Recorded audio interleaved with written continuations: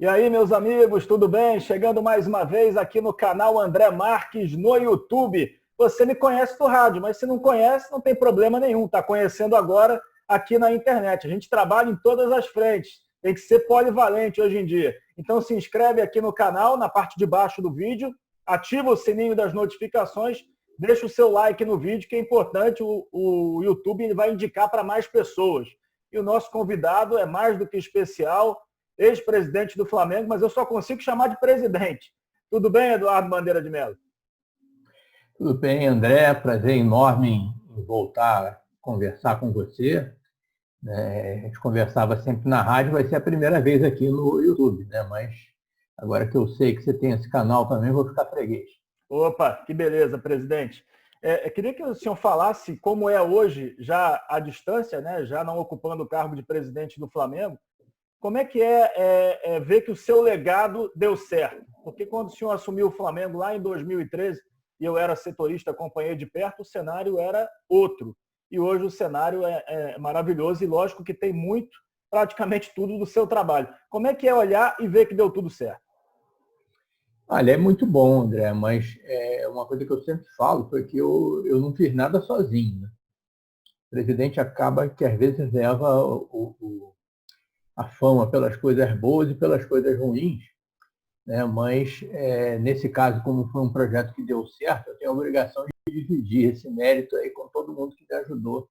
Eu trabalhei com uma equipe assim muito boa, né? Os 6 anos do meu mandato, né? Os vice-presidentes que me acompanharam, que pessoas assim de altíssima qualidade técnica e rubro-negros de coração, trabalharam de graça 6 anos, doando lá o seu prestígio, né? O seu tempo.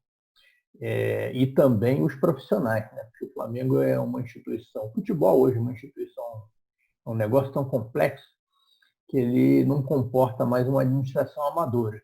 Então, desde o início do Flamengo, a gente definiu que nós íamos ter uma administração profissional, sem nenhum tipo de viés, né? Poderia perfeitamente trabalhar o torcedor de outro time lá. E foram pessoas assim que nos ajudaram muito, mesmo os que não eram rubro-negros, vestiram a camisa como se rubro-negros fossem. E teve um até que virou rubro-negro, era botafoguense e virou rubro-negro no final.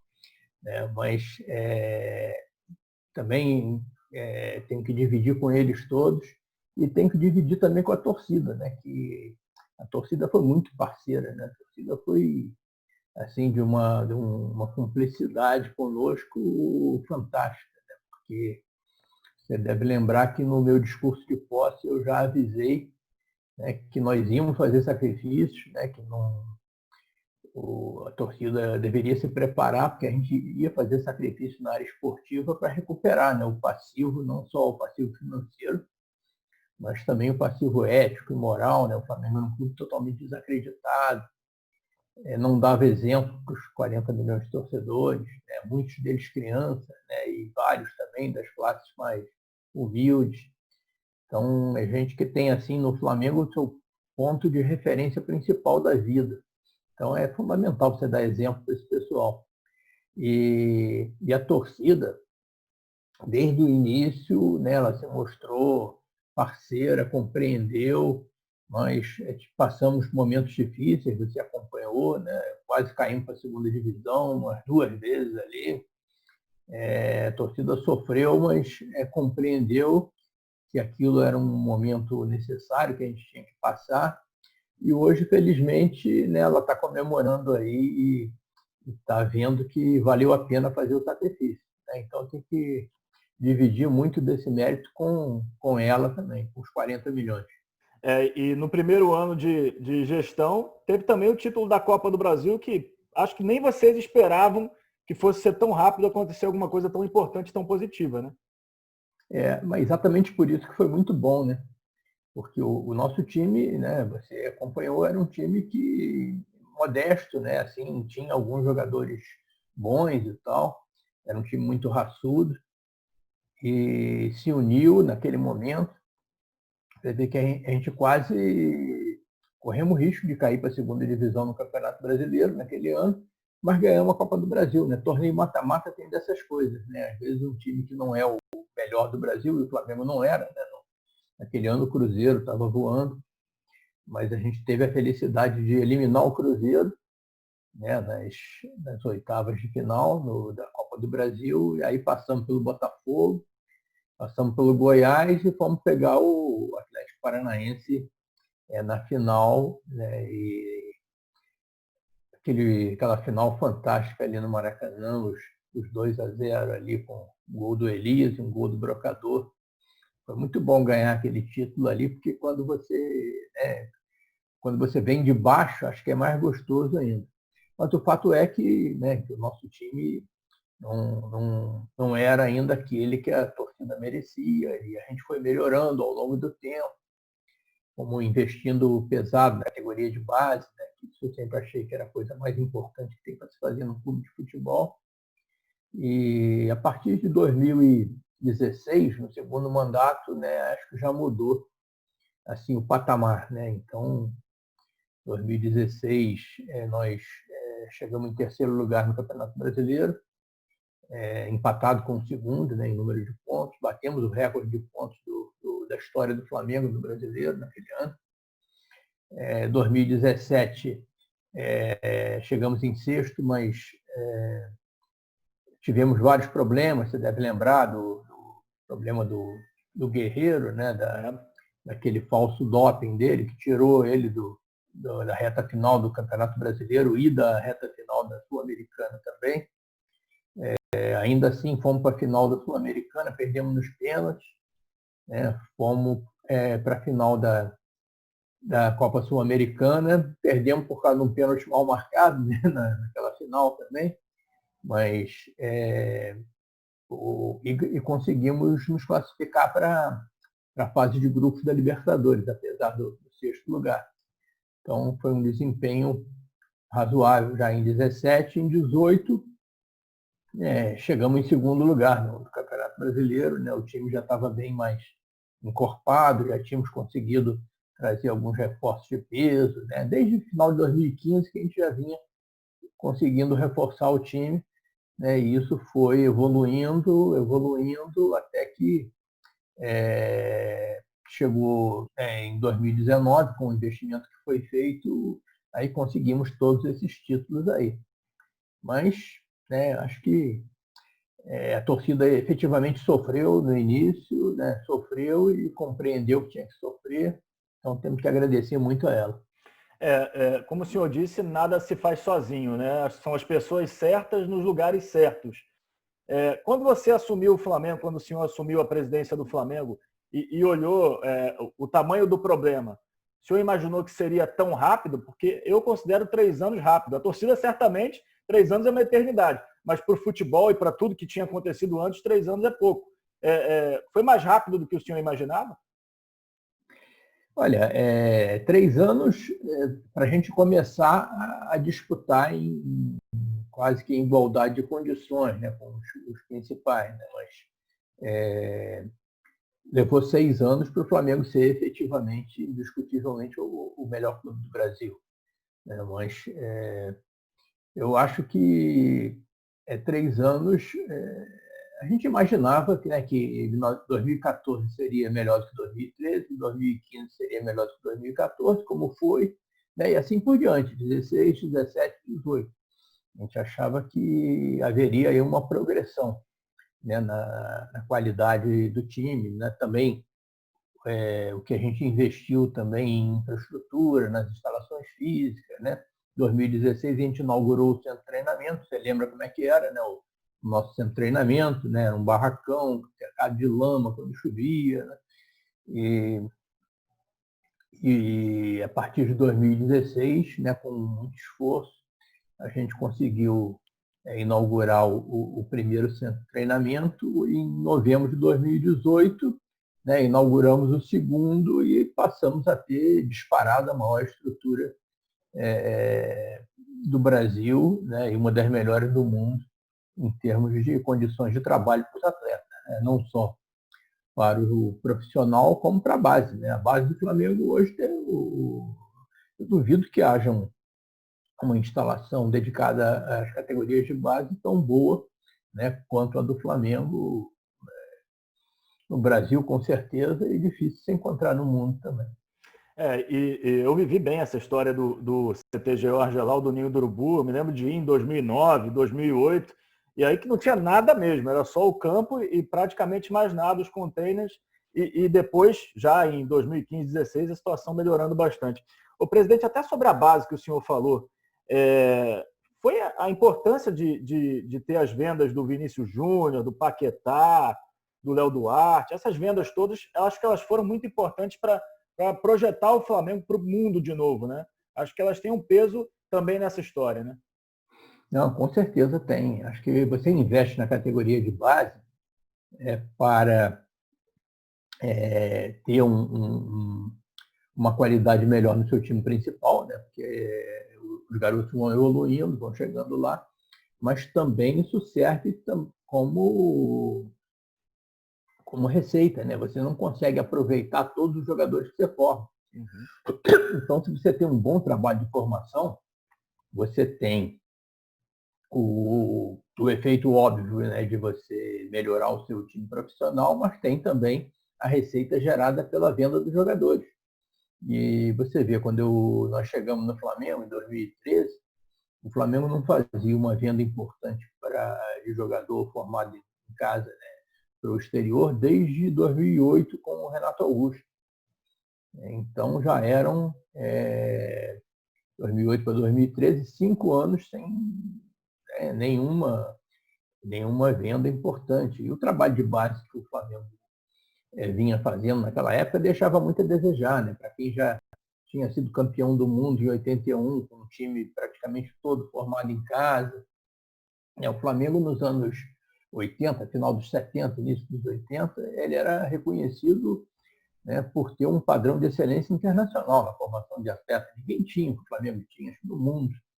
Né? E, infelizmente, nós fomos perdendo essa competência. Né? Fomos sendo ultrapassados por outros clubes, né? Até no Rio. Né? O Fluminense tinha aquela estrutura de Xerém lá, que era muito melhor do que a nossa. Né? E até hoje eles estão se beneficiando disso. Mas aí nós tomamos a decisão de virar esse jogo. Agora, investir na base não é um investimento que você faça hoje para colher o resultado daqui a meia hora, daqui a um ano, daqui a 3 anos. É um investimento de muito longo prazo. Então, a gente começou a investir lá. Nós tínhamos uma vantagem que as pessoas que estavam cuidando lá da nossa base eram muito boas, né? Tinham experiência e eram pessoas assim, confiáveis, né? Corretas. É o caso do Carlos Noval, né? Que está lá até hoje. Mas a estrutura, né? Era muito ruim e a disponibilidade de recursos financeiros também era praticamente zero. E aí nós fomos melhorando isso. E hoje, né, a gente costuma dizer que a base do Flamengo hoje é uma máquina de fazer dinheiro. Né? Você pode, né, contar sempre com, né, uma venda, uma negociação. E a partir de 2014 e tal, a gente já começou a negociar jogadores, né? Teve o Caio Rangel, depois teve o Jorge, né? E assim por diante até chegar aí à situação que a gente tem hoje. E você pode ter certeza que se esse trabalho de base não for descontinuado, né, o Flamengo pode ter certeza que de vez em quando vai pingar uma graninha boa, né, com os jogadores que a gente forma, sem contar, né, que você vai ter certeza também que você vai ter um input excelente para o seu time profissional. Eu sempre adorei a base porque sou torcedor e muito antes de ser presidente do Flamengo eu ia aos estádios para acompanhar a base. Jogo da base, jogo do Sub-20 não passa na televisão, não passa em lugar nenhum, então eu tinha que ir lá para ver e eu ia. Isso desde criança. Né? Eu conheci os estádios dos subúrbios do Rio vendo, na época era o juvenil, não tinha juniores, né, do Flamengo jogar. E eu sempre fui um fã da base, fui aficionado por isso E acho que isso me deu ainda mais motivação para tentar virar esse jogo. E a base proporcionou muita coisa para o Flamengo nesses últimos anos, em títulos e em receita, como o senhor disse. Ser presidente. Verdade, foram 2 copinhas, né? 2 copinhas. Ser presidente de clube tem o bônus e tem o ônus, né? Tem o ônus também de ser uma figura pública, é a maior torcida do Brasil. Teve algum momento que o senhor pensou assim, caramba, tá difícil, não quero mais isso, não aguento mais isso? Ou foram mais momentos bons do que ruins, assim, em termos de pressão? Olha, depois que você está lá, não adianta pensar se é bom ou se é ruim, né? Você assume a responsabilidade, você tem que ir até o final. Então, eu nunca parei para pensar, né? Nunca tive, não, quero voltar, não quero, né? Isso nunca aconteceu e, afinal de contas, é o Flamengo, é minha paixão. Tal. Você se doar pelo Flamengo é uma coisa que sempre me deu muito prazer, né? Eu não, fiquei 6 anos trabalhando de graça lá, sem tirar férias, né? Isso é ruim. Pode ser, mas é o Flamengo, né? Então, desse ponto de vista, nunca me arrependi. Mas é claro que você tem dissabores também. Eu tive, né, principalmente até depois que eu saí, né? Mas não me arrependo de nada, não. Eu começaria tudo outra vez, como diria o Gonzaguinha. Dá saudade, então, daquele momento? Então, tem boas recordações, né? Eu não diria saudades, né? Quer dizer, saudades, é claro que eu tenho das pessoas, né? Tenho muito boas recordações. Não pretendo voltar, mas não me arrependo. Não. Realmente, imagino que seja algo assim que consuma muito, né? 6 anos à frente de um clube do tamanho do Flamengo, mas ao mesmo tempo, como o senhor disse, o fato de ter conseguido resolver o problema, que era gigantesco, deve dar uma tranquilidade muito grande. E acho que o senhor provou um pouco disso, do carinho da torcida lá em Lima, né? Na final da Libertadores, que o senhor foi assistir, e por onde o senhor passava era uma festa, né? É verdade, né? Lima foi muito bom, né? Até porque a gente ganhou, né? Isso é melhor ainda, né? Se tivesse tido todo aquele carinho, toda aquela interação boa com a torcida e a gente tivesse voltado lá vice-campeão, não seria sido tão bom, né? Mas como ganhou, fica melhor ainda.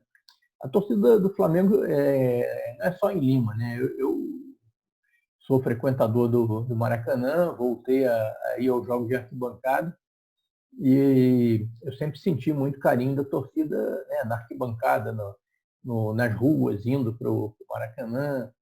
E é uma coisa assim que é gratificante. Mas lá em Lima foi especial, realmente. Depois em Doha também, mas em Doha a gente não ganhou. Né? Aí acaba ficando mais marcante. Lima, do jeito que foi, né? A virada no final, quando muitos não acreditavam mais, né? Passou no teste ali, hein, presidente? Coração Com passou. certeza. E você estava lá em Lima, não? Tava. Então você lembra que depois do jogo choveu. Você Uhum. lembra disso? Uhum. O Flamengo fez chover em Lima. Em Lima não chove, né? Para quem está vendo aqui o YouTube aqui e não sabe, em Lima não chove. Tá? Choveu no dia da final da Libertadores. O Flamengo fez chover em Lima. É uma boa lembrança, realmente. O presidente, até em termos assim de posicionamento, lógico que você faz muitas amizades, você entra com um grupo, você acaba, na sua saída, já não tendo mais todo aquele grupo, é normal, as pessoas se desentendem, até em prol do Flamengo, enfim. Tem alguma grande decepção para o senhor, assim, alguém que você nunca imaginava que fosse ter, de repente, não digo uma inimizade, mas que a amizade fosse rompida e aconteceu? Olha, André, isso realmente é uma coisa que eu não esperava, mas teve um ex-presidente do Flamengo que disse que, né, se você algum dia tiver com alguma dificuldade de fazer inimigos, entra para a política do Flamengo. Quando eu entrei na presidência, eu já tinha 59 anos de idade, nunca tinha tido um inimigo da minha vida. Né? E hoje eu tenho. Né? Mas como eu falei, ter pesão dos prós e os contras, né? Eu acho que valeu a pena pelo fato de eu ter podido trabalhar pelo Flamengo. Né? Tenho alguns inimigos hoje, mas tenho muito mais amigos. Né? Os amigos que eu fiz, pessoas que eu não conhecia e que hoje são amigos, mas amigos de verdade mesmo. Né? O número ultrapassa muito.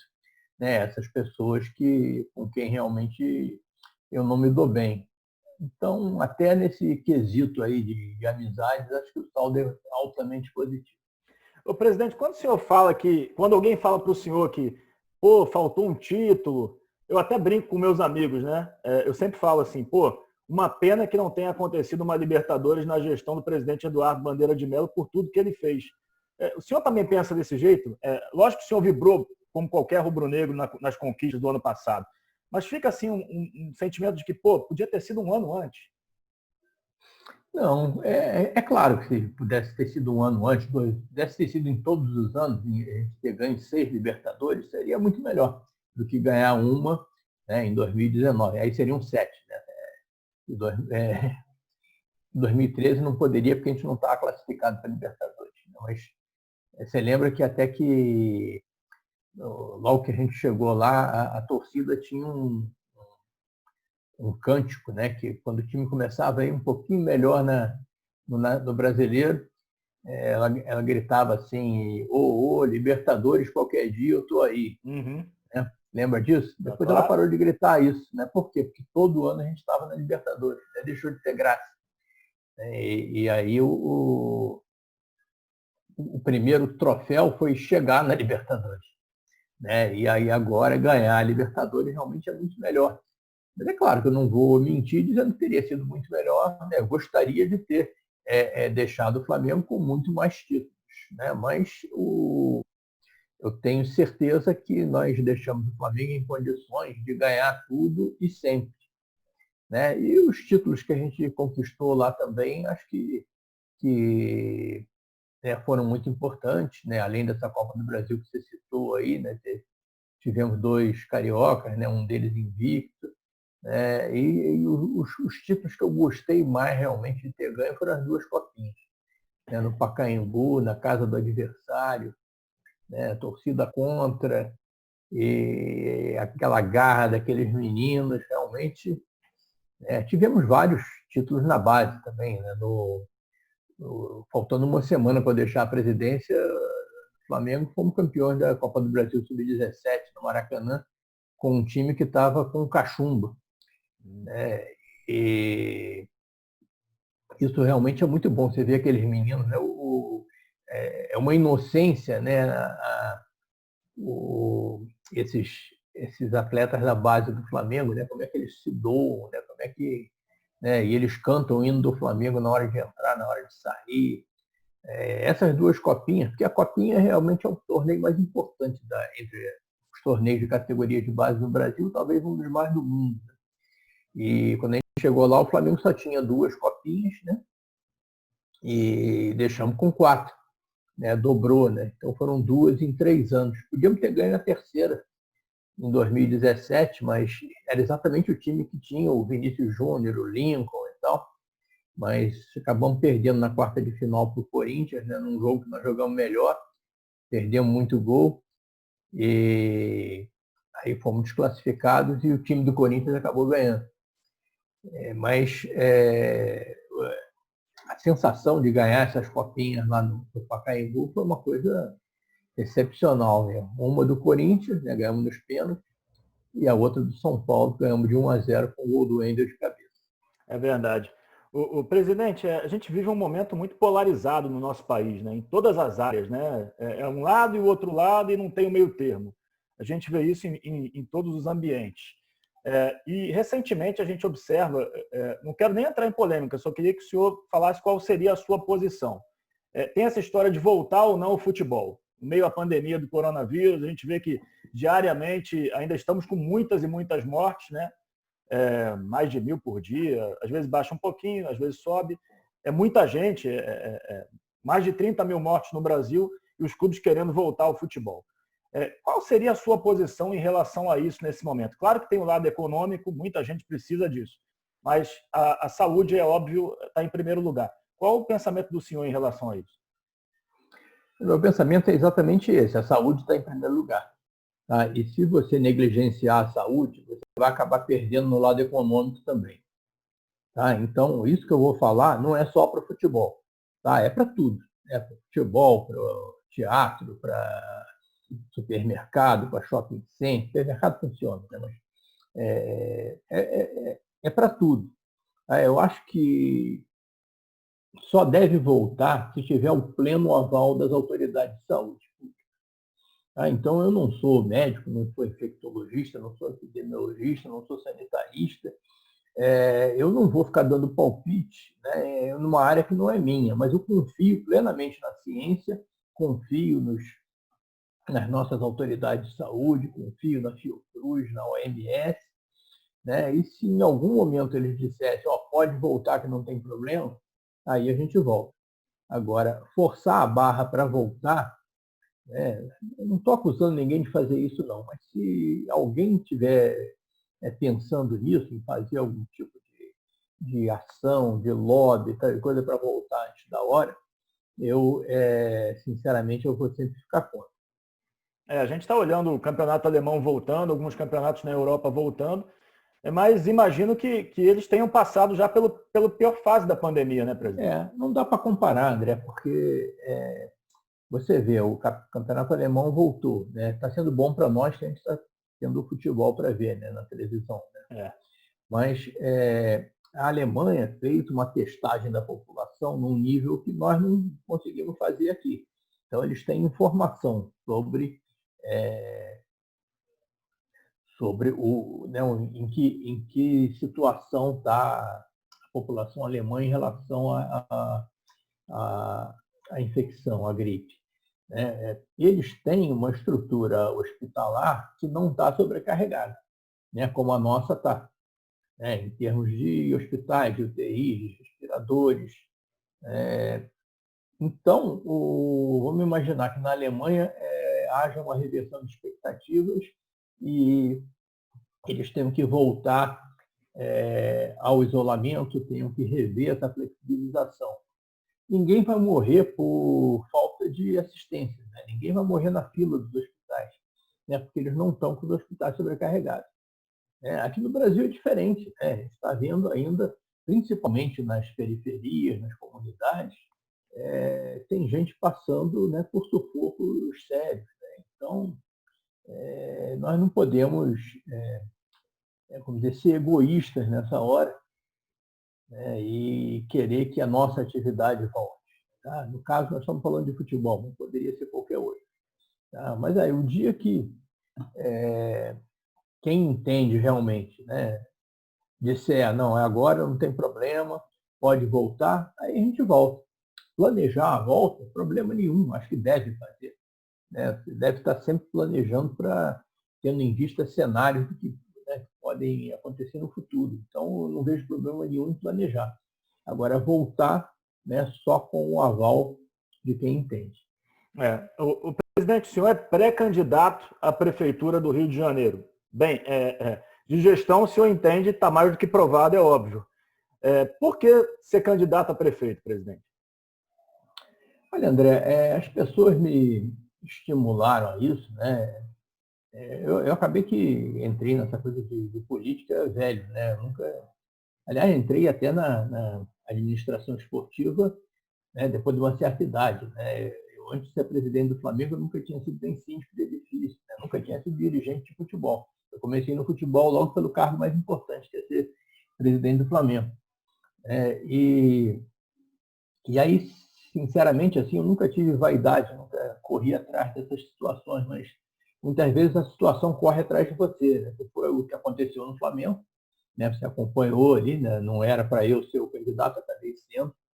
E no caso aí da prefeitura, como eu saí do Flamengo, e aí eu também não consigo ficar parado, tá? Não, desde que eu comecei a trabalhar bem novinho e tal, né, nunca pensei em me aposentar. Me aposentei do BNDES, acabei me aposentando do Flamengo, né? Depois de 6 anos você não pode concorrer, né? Nem acho que seria o caso. Aí eu comecei a trabalhar nessa área de eficiência energética, eu sempre gostei e tal. E aí as pessoas começaram a me estimular, dizendo, vai ter eleição para prefeito no ano que vem, e você recuperou o Flamengo, né? Aí, tudo que eu falei, né? O presidente sempre leva a fama, né? Não fui eu sozinho, mas você recuperou o Flamengo, né? prefeitura está numa situação caótica, parece até o Flamengo de 2012, na realidade está pior. E aí, por que você não embarca nessa? E eu sempre levei isso como uma gentileza, né? Eu nunca pensei sinceramente. Até que no dezembro do ano passado, o, o, o ex-deputado Miro Teixeira, né, que é do meu partido, tudo, né, perguntou se eu não toparia ser o candidato, né, e aí eu vou anunciar isso. Eu falei, não, pelo amor de Deus, não anuncia nada aqui. A mulher não sabe, minha família não sabe, isso é uma bola dividida do caramba. Eu estou embarcando para Doha agora no sábado para ver o Flamengo lá ganhar o Mundial. Na volta a gente conversa, então tá bom. Aí, enquanto eu estava em Doha, saiu uma pesquisa do Datafolha. Eu não sabia nem que meu nome ia entrar e eu já estou bem posicionado lá, né? Estou lá no G4 da pesquisa. E, e aí foi uma coisa irreversível, né? Aí acho que comecei vamos dizer, as pressões se intensificaram, né? E apesar da dificuldade toda, né? Partido pequeno, eu acabei topando o desafio, né?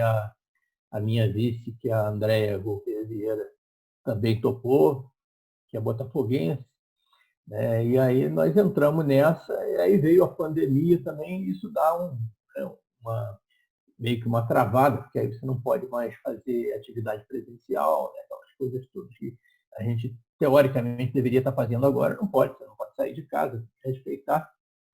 Mas estamos aí, no projeto está sendo tocado aí, né? Estamos trabalhando aí com muitos voluntários, tem dinheiro nenhum, né? Mas tem muito voluntário, tem muita gente querendo ajudar, né? Existe assim aquela percepção de que o Rio está numa situação tão difícil que, assim como aconteceu no Flamengo, né? Se eu chegar lá, eu vou ter um grupo fantástico para me ajudar. Então, né? E eu certamente não vou fazer nada sozinho, como não fiz nada sozinho no Flamengo.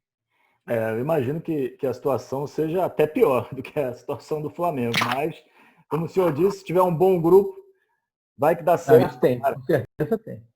Então... Aí não é só rubro-negro, né? Porque aí você pode contar também com os tricolores, botafoguenses, vascaínos.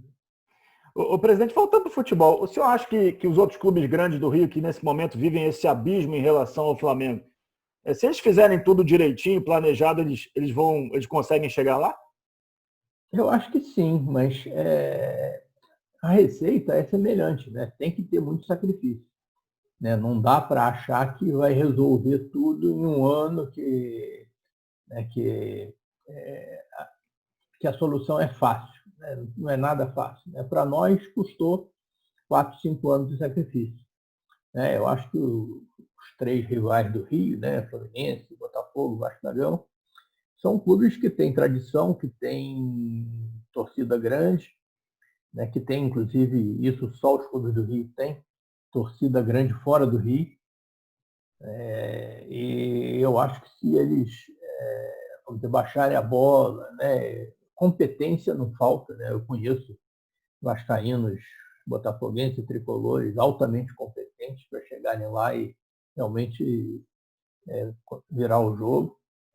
Né? E tem a força da torcida, mas tem que fazer sacrifício, como o Flamengo fez. O senhor já foi chamado para prestar alguma consultoria para outro clube, alguma coisa nesse sentido? É uma curiosidade minha.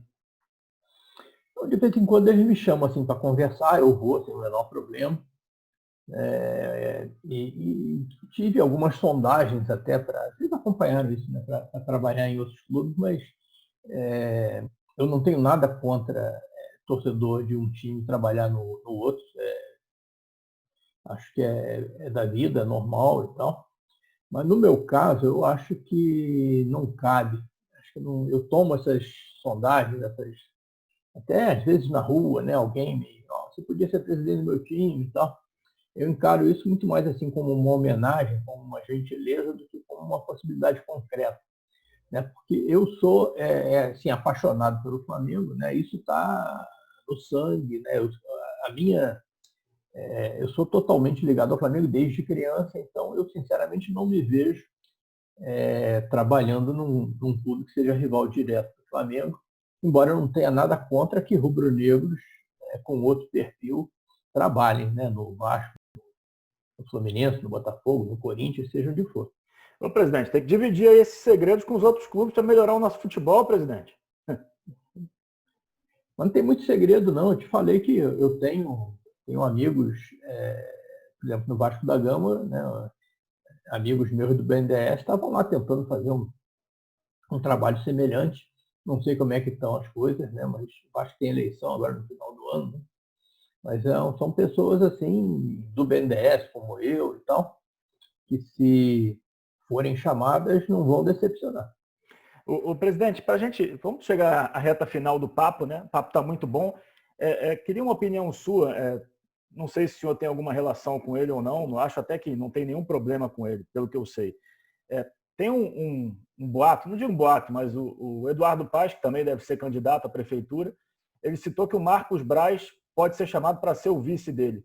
Pelo que o senhor conhece do Marcos Braz e do trabalho dele, se ele saísse do Flamengo, seria um golpe muito grande para o futebol do Flamengo? Olha, André, eu acho que isso é uma coisa que tem que ser analisada por eles. Tá? Qualquer coisa que eu disser agora, certamente vai ser mal interpretado, como algumas coisas que eu andei falando aí foram mal interpretadas. Então, eu acho que a disputa aí pela prefeitura, pela vice-prefeitura, está aberta aí para todos os cidadãos cariocas, né, que cumprem as condições. E eleição é um processo democrático, né? As pessoas escolhem, né, a melhor opção dentro da sua ótica e não vejo problema nenhum nem com eles, nem com nenhum dos outros pré-candidatos. Né? O Fred Luz, por exemplo, que trabalhou comigo no Flamengo, é pré-candidato pelo Partido Novo e considero uma excelente opção, né? Um homem íntegro, né? Honesto, bem intencionado, competente e meu amigo pessoal. Né? Eu falo com ele praticamente toda semana. Com certeza. Ele foi um braço direito teu, né, na época de Flamengo. Te ajudou muito, né? Muito, muito mesmo. Eu imagino. Eu lembro bem que estava sempre nas viagens com o senhor. Presidente, qual foi o seu grande acerto no Flamengo, na tua opinião? O maior de todos? Foi a base mesmo? Eu acho que a base foi muito importante, né? Mas eu acho que vamos dizer assim, o conjunto da obra, né? A coisa de recuperar aquilo que eu falei no discurso de posse, recuperar a dignidade, a credibilidade do clube, né? O clube passar a ser reconhecido, né, como um clube cidadão, como um clube confiável. Isso tudo, né, com muito sacrifício, a gente conseguiu, né, ganhar todos os prêmios de transparência, gestão esportiva. Eu acho que isso daí foi muito importante e fundamental para se conseguir, né, o sucesso esportivo. E o erro, assim, o que o senhor não faria de novo, se pudesse? Rapaz, isso aí eu devo ter errado muito, com certeza. Certamente errei muito, né? Eu acho que vocês têm muito mais condições assim de avaliar. Uma coisa que eu cito sempre, né? E aí indo já mais para o operacional do futebol, eu acho que nós trocamos muito de treinador. Cedemos a pressões, às vezes, né, que se pudesse voltar atrás não teria cedido. Então, isso daí acho que você, remo da imprensa, tem uma boa parcela de culpa também, né? Porque quando o time perde 2, 3 seguidas, né? Já todo mundo começa a mandar o WhatsApp, dizendo, fulano vai cair, não sei o quê, vai ter reunião hoje para decidir. Né? E aí acaba que muitas vezes o treinador se vê envolvido assim, numa pressão insuportável e isso acaba refletindo na qualidade do trabalho dele. Aí você vai lá e tem que substituir. Mas se pudesse voltar atrás, eu com certeza teria resistido a essa tentação e teria mantido, né, os treinadores por mais tempo, como aliás acontece nos clubes que fazem mais sucesso. É verdade. Você não vê isso, né? Você vê na Europa os treinadores assinam um contrato por 3 anos e cumprem os 3 anos. Né? Por que aqui tem que ficar 3 meses? É verdade. Agora o Flamengo está, inclusive, vivendo essa história do Jorge Jesus. O senhor, como grande rubro-negro, quer que o Jorge Jesus fique muito tempo no Flamengo? Muito tempo. Jorge Jesus, gente, acho que fez uma revolução no futebol do Flamengo e no futebol brasileiro. Acho que você vê o time do Flamengo jogar, né, você sente aí o trabalho que ele fez. Ele já era um treinador super conhecido, respeitado na Europa. Eu, quando estive lá no final de 2014, eu estive no Benfica lá visitando, né? Fui visitar, inclusive, lá o seu treinamento. Né? Passei uma semana lá conhecendo tudo. E ele era o técnico do Benfica. Né? E ele era super querido, né? E nós, claro, que admirávamos muito ele. Mas em 2014, início de 2015, não tinha a menor condição de você sonhar em trazer um treinador da categoria dele, né, e do salário dele para o Flamengo. Então, era só um sonho. Felizmente, né, esse sonho pôde virar realidade e ele correspondeu a todas as expectativas. Acho que ele tem uma parcela assim enorme, né, nos méritos aí das conquistas que o Flamengo conseguiu, e torço para que ele continue muito tempo. A tentativa do senhor foi com o Rueda, né? Pena que ele não continuou, né? Estava indo bem. O Rueda é um excelente treinador também, ele teve problema de saúde, né? E aí acabou tendo que aceitar a proposta do... Eu tive dois problemas, né? Com o Muricy, né? Que teve um problema de saúde, né? Levar muita fé no Muricy. E realmente é uma pessoa, né, de uma competência, né? E não só profissional, mas como pessoalmente também, né? É uma pessoa fantástica, né? E o Muricy teve aquele problema, né? Cardíaco, né? E isso fez com que ele abreviasse, né, a passagem dele pelo Flamengo. Eu gosto muito dele, né? Foi uma pena, mas pelo menos agora a gente tem o privilégio de vê-lo sempre na televisão e tal. E ele realmente tem comentários assim muito, muito bons, né? Muito dá gosto de ver o Muricy.